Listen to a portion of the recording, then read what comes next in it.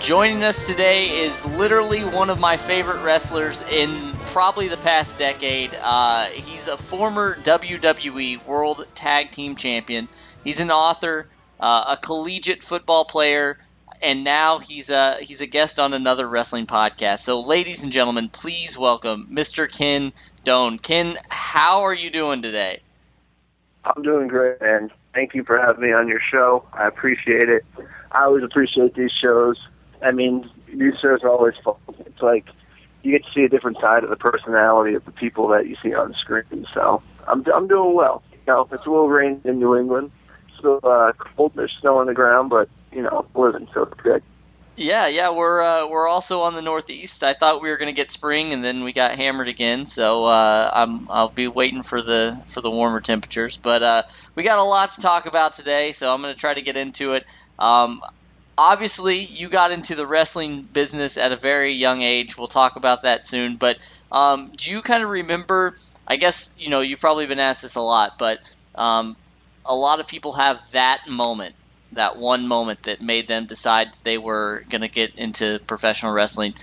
Being on the East Coast, you got to probably watch a lot of wrestling growing up. Do you remember that moment, though? I do. I was about 12 years old, and I was living with my mother. It was just me and my mom, and she would always go from job to job. And like this, we'll find later too as well, but she never finished high school, so she never had a great opportunity to like get a good job. So I was 12, and you know, she was struggling and told me, she said, that you love to do and you get paid to do it. She said, and then you'll never have to worry about anything. And that moment, it was when I was like, oh, I love wrestling. I was like, I'm going to be a wrestler. And then she kind of looked at me, I'm going to be a pro wrestler. And she's like, what are you talking? I didn't mean like that. I meant like find something else you like to do. But I had it set in my mind at that point that, you know, this is what I was going to do. So that's kind of how it all started. And that's what kind of really sparked me. And so then I really started at 13.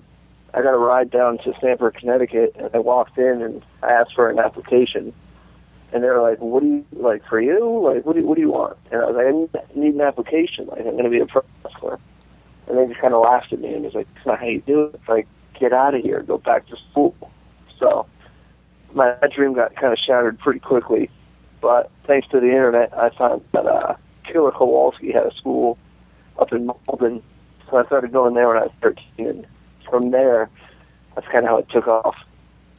Well, you know, when you first started, you were training at a very young age. And obviously, even now, you're still considered young by the business standards. But when you first started training in Killer Kowalski's school, and I'm not saying this in a good way, but do you feel like you were treated differently because you were so young? I'm not saying that they gave you breaks, but do you think that they were almost... Oh, no, I hear you. Yeah, I was actually treated differently because people thought, like, oh, this kid just wants to come here and play wrestle. And even Kowalski said, he's like, get out of here, come back when you're 18. And I was like, with all due respect, I said, I'm going to wrestle. I said, this is what I'm going to do. I said, and if I wrestle for now, I said, when I'm 18, WWE will hire me because I have 5 years experience. And he was like, he gave me that weird look like, well, you can make some sense there. He said, all right, let's see if you have it. So, like, the first 6 months, I wasn't allowed in the ring. I had to learn how to chain wrestle and, like, tie up and, like, how to move and just, it felt like the most boring stuff. And then randomly, he would just come over and he would say, I want to show you a move. And I would be like, okay. And he would stretch me. And he would, like, rough me up just to make sure I wanted it, see if I came back the next day. And then the only times that they would let me in the ring was when guys like Perry Saturn would show up, or like A-Train, Albert, Tensai, I don't know what they call him now, but Matt Bloom. And they wanted to try moves because they were going to the next level, so I was like the lightest, the smallest, and I could just like, you know, get thrown around. So the first 6 months of my whole career, that's kind of how it began.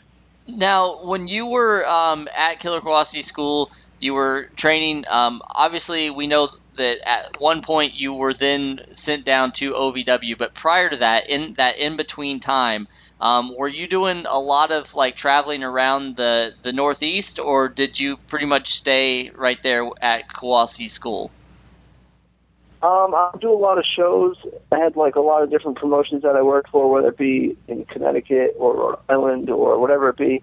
But the way I kind of got to the OVW scene was that I would record everything I did at training at Kowalski's, and I kept sending it to WWE, kept sending it and sending it. And then one day I had a match at Kowalski's that I recorded, and I sent it, and I guess they liked it because I came home from school. I was a junior in high school, and my mom was like, "You have a phone call from Stanford." And I was like, "Huh." So I went over and checked the caller ID, and I was like, "Interesting." So I called it back, and Dr. Tom answered. And he was like, "Ken Doane, I'm trying to get a hold of you. Where you been?" And I was like, "I was at school, man." I was like, "I'm only in 11th grade." He's like, "Were you good at math?" And I said, "Yeah, I'm pretty good at math." He's like, "Can you subtract 2 years off your date of birth?" And I was like, "Yeah." So he's like, "I need you next week in Philadelphia." And I was like, "Okay, you got it." And that night I did the White Boy Challenge, and then so I would miss school Monday, Tuesday about every 2 months to go work with WWE on Raw and SmackDown. What's crazy is every time I had to do it, I would end up on Sunday Night Heat or Velocity or something. I was lucky, very fortunate, because then I would go back to school, and then a week later, everybody was like, "Oh my God, you were on TV last night." So my junior, senior year, I was kind of like a celebrity in school. I was captain of the football team, and I was wrestling on TV of all channels. That's awesome. Well, and then we do know that you went on to OVW. The Northeast is a little bit different than Louisville, Kentucky. What were your first thoughts when you got to OVW, and did they have any specific plans for you when you first arrived there? Yeah, what's funny is when I first got there, Jim Cornette came up to me and said, "Are you a heel or are you a babyface?" I said, "I'm a heel." He said, "You'll never make money in this business as a heel." He said, "You're a babyface." I've never been a babyface in my life. I said, "But I'll do it because you want to." But my first impression of getting there, they had the training camp, and we go there every single day from 10 a.m. to 12 p.m. or whatever it be, and we work out and stuff. And Lance was the trainer, and I sat there and I was watching people, and my first reaction was, I know exactly who started OVW, and I know who exactly didn't start at OVW. And I could see little differences. And I could see that guy's from the Indies, that guy's from Louisville, that guy's from the Indies, that guy's from Louisville. And it was so weird. It was like night and day. And I just thought to myself, I'm 5 years ahead of half these people. And I thought, I'm just going to, I'm going to do my thing, do the quality thing, because it's totally different and nobody's ever seen it down here. So that's what I started doing, and it kind of caught on, and, it helped separate me. Another guy who separated himself real quick was CM Punk when he got there, because, not to say that OVW is the cookie cutter, if you're all trained the same, then you all kind of work the same, you know what I mean? So if me and 10 guys at Kowalski's went to Louisville, well, we would look somewhat cookie cutter because we're all somewhat trained the same. Yeah. But as for Punk, he had his own Ring of Honor style, which was new to WWE at the time, and he kind of brought that new style to WWE in what you see today. And granted, now seeing it, he kind of kept the door open for those guys. Well, when you first got there, you mentioned Jim Cornette, but were there other people that you specifically trained with, or that you really enjoyed working with at that time that kind of helped you transition maybe to the style that you would learn, for WWE? Yeah, who was actually really good was Nova. He was really good. Simon Dean, who went on to become Simon Dean. And Mercury, Joey Mercury. And what was crazy was Mercury had no contract at the time, and he was teaching the contract acts, which is beyond belief. Yeah. I mean, now it's fine because he has a contract and he does his thing, but at the time it's so it was so strange that you have this guy who's not under contract, but he's teaching the guys that have a contract. Yeah. Now, what were the beginnings of Ken Doane in OVW? Because obviously it wasn't all about the Spirit Squad when you first got there. So were they pairing you with anybody else? Was it just going to be you for a while, or how did they what were some of the beginnings of the Ken Doane character in OVW? The way that kind of came about was, they always have like those job guys who come out and get squashed and whatnot, and they'd always come up to that same music, that like generic music. So the way that they introduced me was they would come out the same to the generic music and work Johnny Nitro or John, I can't remember his name. Now he's Johnny Mundo on Lucha Underground. So I would work with him, and then I would like steal from him, and that would put us into a feud. And I was the baby face. And it worked. It was really good. People actually bought it because it was different. And they're like, wow, like, we never thought this guy was in the match. But then the way, like, the character of Ken Doane came about was we did, like, the TV title tournament, and there was never plans to turn me heel. I knew that. But I also knew, too, that the only way I was going to get over is if I turned heel. So it was never written for me to turn heel, but I knew that. Cornette said, after the match, we did like a TV title tournament. The finals was me and Deuce, who went on to be Deuce and Domino, Tim Smith. So we worked the finals. He ended up stealing the victory, getting a quick roll up, and then they wanted me to just show frustration. That's what he said, and I knew what he meant by saying show frustration. It just meant just get upset that you lost. I threw the chair. I started throwing a huge temper tantrum, just overshadowing the entire tournament to the point where I would get the crowd to on me because I knew that then they would have to bring me back as a heel. So that's exactly what I did. When I got to the back corner, it was like, well, now you're heel. And I said, thank you. Like, that's exactly what I wanted. I wanted to turn heel so now I can do what I do best. And that's kind of how the whole Ken Doane thing came about. And then from there, they put me with Bowling Services and Bobby Lashley and Mondo and Visk and all those characters I got to work with. Now, at that point, you're in OVW. You've already dedicated several years of your life to wrestling. To you, was there any turning back at that point, or were you like so into it that there was no way that you could get out of wrestling? No, there was no way I was turning back. Wrestling was always my first passion. I always had three things. One was wrestling. Two, play college football and get a degree because nobody in my family has that. And the third option was if none of those ended up working out, I'm going to join the military. So my first option ended up working out pretty well. Yeah, I'd say so. Now, obviously, once again, you're in OVW. You're doing well on your own. Was it in OVW that the idea of the Spirit Squad started to form, or was this something that happened much later? The Spirit Squad started to form actually much later because Mondo didn't have a contract, and I think what really sparked the Spirit Squad was Tough Enough. And it was because Nick Mitchell was such a character on Tough Enough, and he was actually the first one voted off. But as soon as he got voted off, they gave him a contract because he was more entertaining. Now, this guy, Nick Mitchell, knew nothing about wrestling. He still, to this day, I don't think he knows anything about wrestling, really. But they find him because he's entertaining. And you talk about going from nothing to, like, over the top. Like, he went from literally, I'm going to try out for $1 million contest to 6 months later being a World Tag Team Champion, main eventing Raw. So he is probably one of the most lucky people in the entire universe of the professional wrestling industry. So that's kind of how that came about. And there were thoughts that, like, I would go up and I would work Ken Doane gimmick and I would be a heel on the house shows and stuff like that. And it was like that tipping point where I'm like, I know they're going to call me up. I know they're going to. And Nick Nemeth had already gone up as Chavo Guerrero's caddy when Chavo did the Kerwin White gimmick. And wanted to bring up Jeter and then Elijah Burke as well. So they brought us up in Cincinnati. And Vince, the Spirit Squad, we're going to have cheerleaders, and Elijah turned it down, which that's fine. I mean, if he can't, like you said, I really can't be that over the top. He said, I can't do that. He said, and I know that I'm going to screw it up and I'm going to get fired for it. He said, no, you guys are going to get screwed over because we can't make it work. He said, so it's best if I just pull out, which is fine. I respect him for that, and his ended up working out fine too. So then we all kind of pitched Mondo, like, give Mondo a chance, because Mondo was another one of those guys who didn't have a contract. He could outwork most of the contract guys in practice. So then we tried it at OVW just to do it, and WWE saw it, and then they ended up signing Mondo, and from there they came up with the Spirit Squad thing, and let us do it on TV.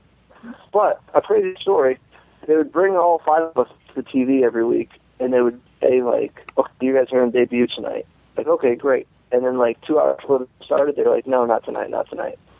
And then we overheard one week where they were like, okay, we might send you guys back to developmental because we don't think we want to do it now. So we were like, no, like, we're not going to come this far for you to pull it out. So we went in Vince's office, and we hid there for, like, 3 hours. And we were like, when he comes in, we're going to blow the air horn in his face, and we're going to do a cheer. And we're going to run out. Like, we don't know what else to do. So then Harvey Whippleman, who, like Vince's runner, he came in and was like, what the hell are you guys doing here? And we were like, oh, we're going to do this. And he's like, he's up in the production meeting. He's going to be up there all day. So we're like, all right, well, let's go find him then. Let's get this over with. So we open the doors of the production meeting, and like, we run up, and he has his head down. He's looking at, like, this notepad. And we blow the air horn, and he jumps, and he looks up, and we did this big cheer, just, like, smirked. And it was like, okay. He's like, you're going to be on Raw next week. And we're like, okay. And we're like, everybody out before he changes his mind. Like, let's get out of here. So it was really cool. And we knew, like, okay, we're either going to get fired for this or we're going to be on Raw. And we ended up being on Raw the next week. So that was nice.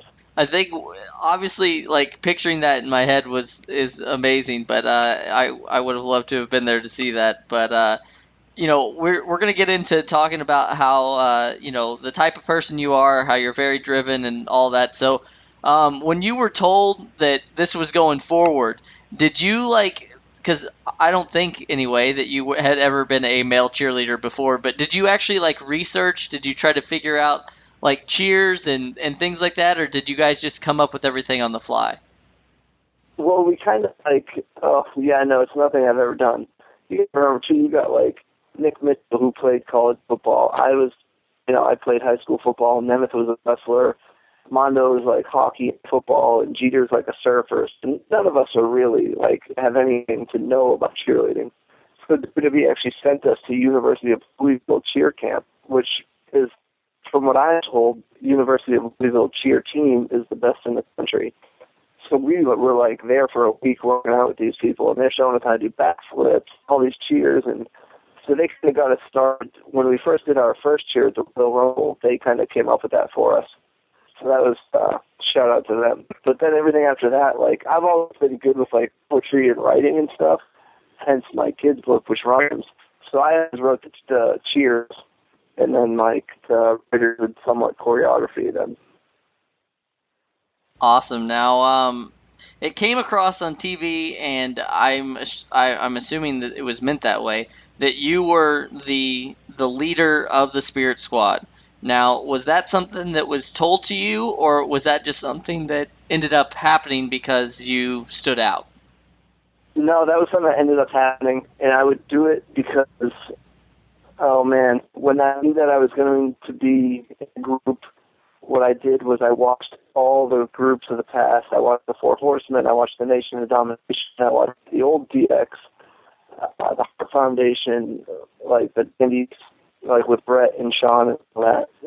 I watched just a bunch of groups, NWO, and I would always watch the leader, and I would watch what he did. Like, because you know, as a group, there's always going to be a time when you're beating somebody down. You know what I mean? There's always going to be that time, because they have to get the group over. But I would always watch how they reacted, how The Rock acted, how Brett acted, how Sean acted, how Hogan acted, how, you know what I mean, all these groups. Ted DiBiase in the $1 million corporation, how they reacted in these situations. And that's just kind of what I modeled my thing off of. Came time to beat somebody down, I knew that Nick was going to jump on him at some point. So then I'm telling Nick to jump on him. You know what I mean? Yeah, absolutely. It's almost like if you say, oh, I'm going to go out to the kitchen and get a drink, and I follow you out there and I say, open the fridge. Shut up, you open the fridge. Grab the drink. Okay, grab the cup. You know what I mean? You're going to do it anyways, but it just looks like I'm telling you what to do. Well, it's interesting that they didn't, like, you know, assign somebody, and I guess the door was open for anybody, and you were the one that kind of kicked it off the hinges, I guess. It was, yeah. The door was literally wide open. They never said anybody or anything to be the leaders, and it was just like, go out there. And I think that Nick Mitchell to be the leader because he's the only one that couldn't wrestle because he had a torn ACL at the time. So I think they wanted him to be the leader, but I just kind of like, they never specified. So to me, the door was open. Awesome. Well, was it at least comforting? I mean, I know that couldn't have been an easy situation to be in the locker room at that time and all that, just because you guys are relatively new and being brought up. But was it at least comforting at all to know that Vince was kind of really behind you guys' group? It was. It was very comforting because at first we were all kind of like, the first 2 weeks that we did it, we were kind of like, we're not really sure what we're doing. We don't really know what you want. Nobody really specified. And Vince pulled us aside and said, listen, you guys can't do anything wrong. He said, there's nothing you could do out there that's going to be wrong. He said, I want to watch it, and I want it to look like you guys are out there just messing around, having fun, like jumping around in front of people. And that's what it came off as, and you could see that. Yeah, and I'll tell you right now, I'm originally from the Midwest, and so I went to a lot of wrestling shows when you guys were on top of the world, and I went to a lot in like Evansville, Indiana, and Yep. I was blown away by how much you guys were over as bad guys. I mean, it was mind blowing. Like the people that were really supposed to be, booed were like playing second fiddle to you guys, and I used to dress up as part of the Spirit Squad, and people would boo me during the matches just because I looked like you guys. So I just think it was something that was really well done, and I kind of just wish it would have went on longer, as a lot of people did, but you guys were definitely doing something right. There were times, too, where we would go to certain parts, and even certain countries, they would cheer for us, and they would do the cheer with us. And like we could tell that we were starting to get over just because people knew that. It's like anything, though. People know when you're having fun. You know what I mean? Yeah. And they just want to be a part of it.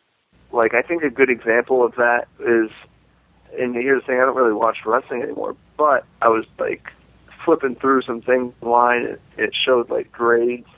I read Yahoo, the news and stuff, and it talks about Enzo and Big Cass. Yep. And it was just putting over how fun they had. And I've never heard of these guys. So I was, let me watch the vignette. And I watched it, and I was like, you can tell that these guys are having fun. So then I went back, and I looked at, like, who else debuted on Monday night. And out of all the guys that debuted, those two, you could tell that they were having the most fun. And it showed with the crowd. Yeah, absolutely. And that's the thing with fans, is that they can tell that, and obviously you guys got the reaction that you were supposed to be getting at the time. But right away, you guys started to work with, obviously, some of the best wrestlers and talent that's ever been in a WWE ring. As a fan of wrestling growing up, how mind-blowing was it to be like in the same ring and wrestling people like Shawn Michaels, like Triple H, like Ric Flair? It was fun. It was really cool. Like, a lot of times at first we'd be like, all right, no, I want a super kick tonight. Like, you know what I mean? Like, or I want to take the pedigree. Let me take the pedigree. Like, we would trade off of who could take it. But then after a while, it was just like, oh, okay, another day at work. Like, hey, what's up? So it was, in retrospect, when you sit back and look at it, it's kind of like, oh, wow, that's really crazy. Like, guys like Ric Flair, like that, gives away for so many people in this business. It is. It's mind-blowing to get that opportunity. Well, you seem to be, like I said, a very goal-oriented person, a very driven person. When you first set your mind to wrestling, did you have like one specific goal? Like, I want to get to the WWE, or I want to become the World Heavyweight Champion someday. Like, did you have any of those specific goals prior to getting into wrestling? In a weird way, like, I know a lot of people will say, like, their main goal is to be the champ and stuff. But in all honesty, the main goal was never to be a champ of any sort, just because I looked up to guys like Owen Hart and like Roddy Piper, and, they were never world champs, but we know them. We remember them.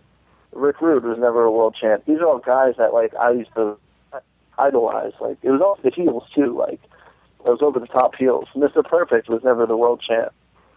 So I never really had that. And also, too, as you get older, you learn wrestling that look, in order to become the champ, somebody has to lay there and let you pin them for 3 seconds. It's a show. You know what I mean? Yep. So, are you really the champ? I mean, if you really want to be the champ, you should probably go to the UFC or something, you know? Be a boxer. So my main goal was more so, I want people to watch my match and go, that guy is going to be real. You know what I mean? Yeah. Like, we know it's a show, but he did something tonight that made me go, that might have been a real move. You know what I mean? Yeah. Is that how you kind of settled on your leg drop? Yeah, well, you know what's crazy is how that whole thing came about is I used to, as like a kid, I had a trampoline, and I would do the leg drop off the trampoline. I had a shed, and I would do it off the shed onto the trampoline. I don't know why. I have no idea how it came about. It just happened. And then, like, I never did the OVW, and I think I did it like 4 or 5 times on the Independence when I first started wrestling, and I never did it again. And then, like, one day they were like, okay, Sean was like, somebody will miss something off the top. And I was like, I'll miss a leg drop off the top. I can do a leg drop. And he's like, okay. And I never told them exactly what I do for the leg drop. But then when it came time to miss that leg drop, I pulled the legs back in midair. I don't know why. I never crossed my mind even before the match. When I stood on the top rope, I was like, oh, I can do the legs. I pulled my legs back. So I did it. And then we got back, and everyone was like, what the hell was that? Can you hit that? And I was like, yeah, absolutely. I don't know if I could hit it or not because I hadn't done it in 6 years. So I had no idea if I could hit it. And they're like, okay, next week you're going to hit it on Eugene. And Dinsmore was like, you sure you can hit it? And I was like, absolutely. And I was like, I don't know if I can hit it. Like, I never told anybody that, but in my mind I was just thinking, like, I don't know if I can do it. And you would think that I would practice all week, but the reason I didn't practice all week at OVW because then people would go, he's not sure if he can hit it. And then that would get back to the WWE, and then they wouldn't let me do it. Yeah. You know what I mean? Yep. The political side came out. So that's why I was like, you know, I'm just going to hope I can do it. So then I ended up doing it, and I hit it fine. And then after that, it was just like, that was my thing. But I can still hit it fine, and I guess I can still do it. So yeah, obviously. It's a devastating leg, you know? Oh, it is. It's one of those moves, like, you know, like the Swanton or things. I don't think it gets enough credit for how it's like when I look at a move, I look at what it looks like and the difficulty level, and both of those for that leg drop don't get enough credit for the difficulty and how fluid it looked. Oh, I've seen people try to do that leg drop and they fail miserably. Yeah, absolutely. Now, one of the most ridiculous and over the top things about the Spirit Squad was the actual theme music. Now, what were your guys' thoughts on the music, and was that something that like Jim Johnston put together, or was that? I have no idea. The way it came about was to go Brooklyn Brawler. He does the music, Steve Lombardi, and he helps out with like behind the scenes stuff. He was like, I need you guys come in here real quick. And we're like, okay. He's like, the most obnoxious way you can do it, I need you to yell your name into the microphone. So one by one we did it, and then that was all we knew. And then they were like, okay, you guys are going out next. And then it hit, and we were like, that's our music? And they're like, yeah, that's your music. And we're like, okay, let's go. So yeah, the music aspect, we had no idea. We found out when we came out to the ring. That's awesome. Now, other than the Spirit Squad action figures that I currently own, that finally came out after a long period of time, was there any other plans for Spirit Squad merchandise? You guys didn't get a T-shirt. I mean, who dropped the ball with the Spirit Squad merchandise? I don't know, because we pitched it a lot, and we actually had Spirit Squad merchandise that occasionally we would wear to the ring, whether it be a tank top or like a baseball tee. So they never gave us the bid. And I think from what we heard was that, look, if it goes well, then they're going to turn you guys babyface, and we can't have you babyface because you're working with DX. You know what I mean? Yeah. So it was more like, we're going to, you're getting over his heels, let's not push it, because then DX has to work with 5 guys, they can't work with 2 guys, you know? Yeah. Now, we kind of touched on this a little bit. You said when you went around certain places you were treated differently by the fans, but here in the United States, either on the East Coast, the West Coast, Midwest, how, like, was there any issues with you guys outside of the ring with fans? Did fans ever try to fight you guys or anything like that? Oh, there was always shows. There was always that one wanted to get in the ring and just challenge a cheerleader, but they never would because they knew there was 5 of us. So Yeah. there was never, I mean, people would throw stuff. There were times where people would throw like drinks and cups or bottles or whatever it be. So, but we always encouraged it. We would always like laugh at people, and they would get so mad when they would like really want to get in there, and we would just laugh at them. They would just, it was crazy. Like I said, you guys had match after match with legends of professional wrestling, and I thought it was just a great run. And then for whatever reason, it started to crumble a little bit. What was the reason that you were given as to why they wanted to start to disassemble the Spirit Squad? The whole reason it began was just to bring DX back and to run that program and that feud and stuff. I guess I don't know why they ever wanted to do that, but they decided to do it, maybe whatever reason. But once that started to end, or once they wanted to stop the DX, that's kind of when they wanted to stop the Spirit Squad thing. Okay. So that was essentially the main thing. And there were talks, too, about, maybe we should have the Spirit Squad feud with each other, but then they didn't want to give that space on the TV, I guess, so that's just kind of how that ended. Well, you kind of went off on your own. Most of the other guys were either sent back to developmental or however that all worked out. You were then brought back as Kenny Dykstra. At that point, they knew that you were a proven commodity, that you could do, really good things. Was there anything on the table at that point for you, or were you just kind of in limbo, or what was being told to you at that time? They told us come back next week, so they brought the whole squad back next week, and they told me that I was going to do something, but I even pitched too that I wanted to go back down to developmental just because I think coming out of that character, so put a week later wasn't going to do any good. Yeah. It's going to be how do you can't come from that character to not being that character in a week, especially unless you do it right.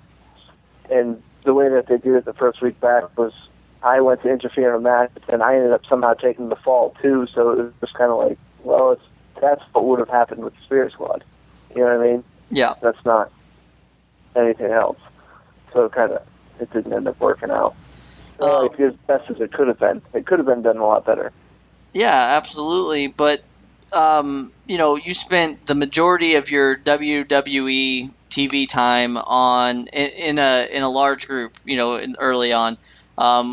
Was it exciting for you to be kind of branching out on your own, or did you prefer at that point the tag team or the 4 other guys? I actually enjoyed it. It was exciting. It's done right. I mean, going as Kenny Dykstra, I think if they would go as Ken Doane, just let me do my thing from OVW and be me, I think it would have worked a lot better. But as always, there's always restrictions. You're going to go as far as they want you to go. You started to feud with Ric Flair, and you had worked with him before, but one-on-one, how did Flair treat you, and was he I always wonder how the veterans treat kind of new people, because Ric Flair didn't really have anything to prove, so was he helpful to you during that time? Flair was great. Flair, if he was working with somebody that he wasn't sure of, he would take the time, he would sit there, and he would lecture them. It was almost like going to college. A professor who stands there and they'll lecture you. That's kind of what it was like if he wasn't sure of what you could do. But like I said, when I got up to the show, even as the Spirit Squad, I had already had 6 years experience, and the next closest was I think Mon with 4 maybe. The people there knew that I could go, and JBL could speak on that too, because here's something that not a lot of people know. Just a little backstory with JBL. When Bell won the World Championship from Eddie Guerrero at the Great American Bash in 2003, I think, they needed somebody for him to work with. So Dr. Tom called me And he was like, what are you doing Thursday and Friday? I was like, well, I have school. He's like, can you miss it? I said, sure, I'll come. So I went down to Stanford for 2 days, and I wrestled 2 30-minute matches on Thursday and 2 30-minute matches on Friday with JBL. And this is me coming a high school kid, and I'm working with the guy who's going to beat Eddie Guerrero for the World Championship come Sunday at the pay-per-view. So that was kind of crazy. Yeah. So when I went up there, JBL kind of like, he looked out for me at times. You know, people would try to mess with the squad, but he would only let them get so far. So we never had to deal with all that wrath of, you know, what you hear craziness. But going back to the Flair thing, working with him one-to-one, when I would work with him, I would never see him all day. I would see him at the curtain, and he would say, what's the finish? And I'd say, well, they have me giving you a small package, or you're going to give me the figure 4. And he's like, okay, cool, let's go do it. And that's about as much we would talk about our match, whether it be TV or in pay-per-view for that matter. That's pretty awesome. And to work with JBL like that, because you do, you know, like half the stuff you read, you don't know whether to believe or not, but there's a lot of stuff out there about JBL, and that's cool that you got to work with him, and he didn't, you know, take advantage or anything like that. That's awesome. Yeah, it was really weird too, because I drove down there and then I parked in the WWE, you know, headquarters garage, and then I went up to the elevator, and Dr. Tom and JBL were there, and it was just me and JBL and Dr. Tom, and we went to the Tough Enough training facility down the street where they had the ring, and Dr. Tom just sat there and watched the match. It was just me and JBL for 2 30-minute matches back to back. That's so awesome. Now it was really weird. In 2008, obviously after being kind of put on your singles run for a while, and being moved to SmackDown, you were released. You know, but then you didn't skip a beat. You started the next chapter of your life. You touched on it a little bit earlier, but why was it so important for you to go to college after that? Well, nobody in my family had graduated, so at that point it was just like, you know, I mean, I was 24 at my release, so it was really just, you know, I'm young. What am I going to, you know, might as well. I'm not going to waste an opportunity if it comes up. So I kind of jumped at it and made the most of it, and now I'm actually going back for my master's degree. That's awesome. What did you major in college? Sport management and education. Okay, awesome.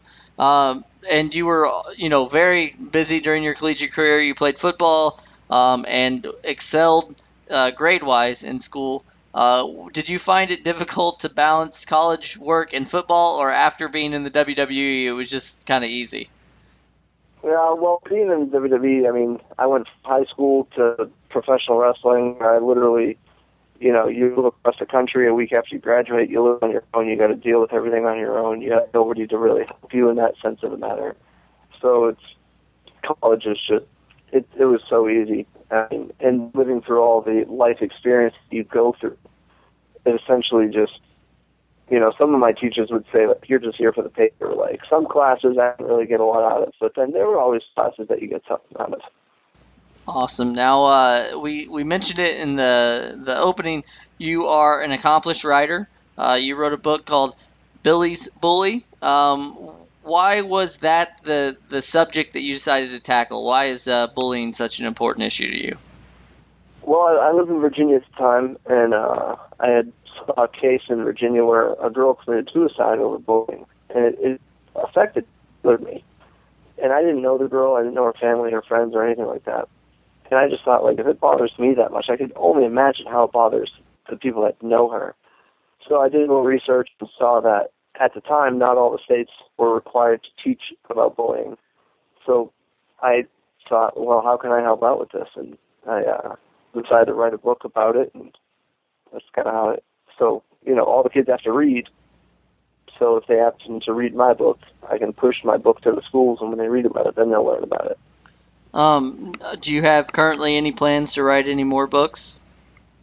I've been speaking with Timmy White, who is Andre the Giant's right hand, and he wants to come up with a book, a kid's book about Andre, just because he feels like, you know, the history of Andre is kind of like, you know, we look at Andre, or now today's generation of kids kind of look at Andre like how we look at Bruce. Like, is he real? Like, I never saw Bruce, but I feel a lot about him. Was he that good? Was he that awesome? He's somewhat fictional.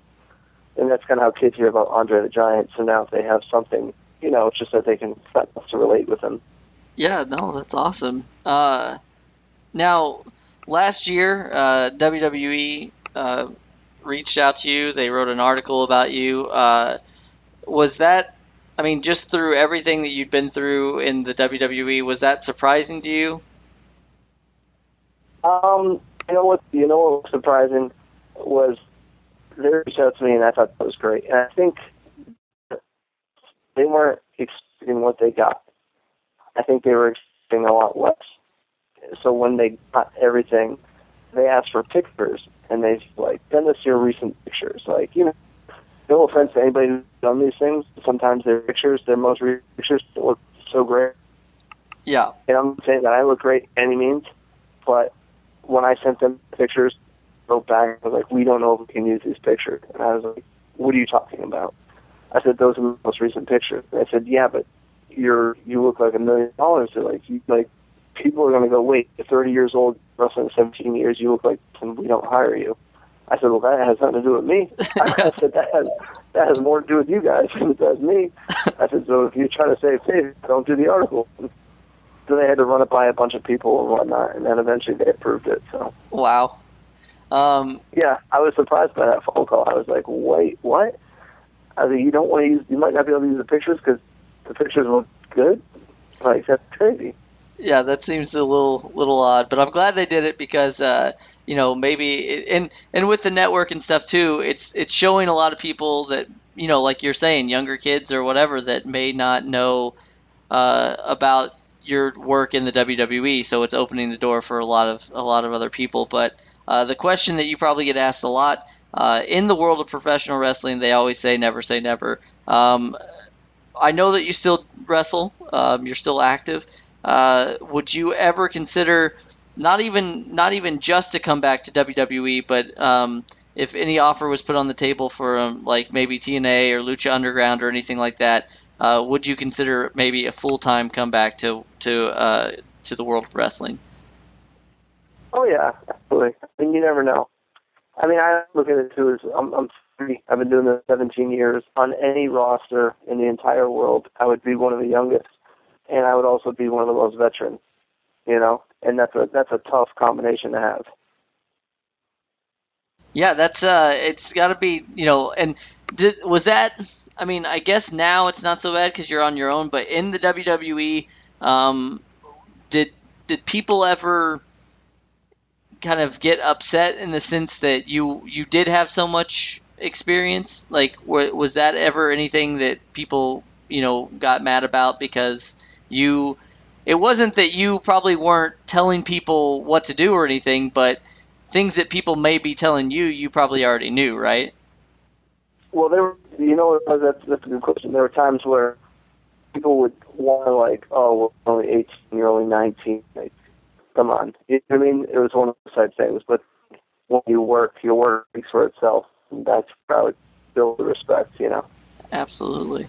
Well, we've got just a few more questions for you because I know, like I said, you're a busy guy. But one that we had a fan send in, they were wanting to know, do you still stay in contact with the rest of the Spirit Squad?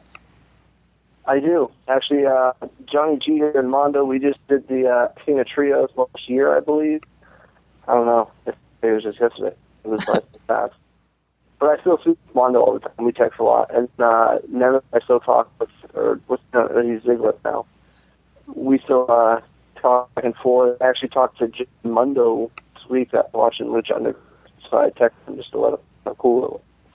Awesome. Then Elijah Burke and Bobby, I texted them today. So I was talking to them briefly because they had a good match on Empire. And I didn't know that I caught Empire on TV, but I happened to watch it just because I knew that match was on. So, and Nick Mitchell, he sometimes he disappears for months on end, and then he'll appear 3 a.m. like text message, so I have to hurry up and jump up and talk to him while I have the we talked a lot about your wrestling career. We talked about you're now going back to get your master's. what else are you up to these days? Is there anything coming up that you can tell us about that you're specifically doing, or are you going to be appearing or wrestling anywhere coming up soon? I always shows great, never know where it should be. And I do a lot with Game Changer and jerseys. And honestly, it really depends on the promoter and the company. I've been talking a little bit with Ring of Honor, so we'll see if anything comes out of that. So you never know, I talked to Joseph the other day about Lucha Underground, so anything's possible. Yeah.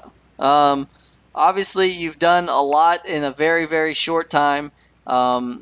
Any advice for people out there that may be struggling trying to find something, or feeling like that they're kind of just floating out there? Is there anything that you have for people like that?